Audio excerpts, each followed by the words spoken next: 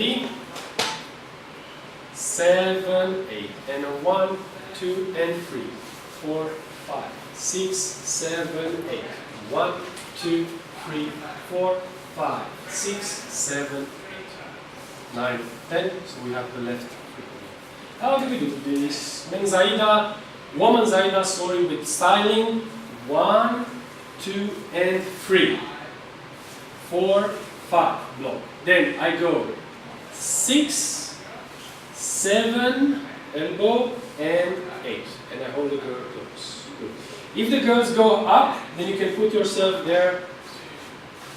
If the girls have high heels, then you have to go with distance. Okay? So depending on what the girl is wearing for shoes, you can guys place yourself. Then we go men Zaida, bring it forward and make contact there. But the guiding is actually here for the next step. You don't need the leg. The leg is only styling. 4, and then I break here on the 4. Then I bring her back 5. I push with the left. As I do 5, sorry, I change the body weight on my left. So I go 5. Then I push with the left and put the right leg 6. And then with the hand I catch 7, and then with the other hand 8. And if you make like this, whoop, side.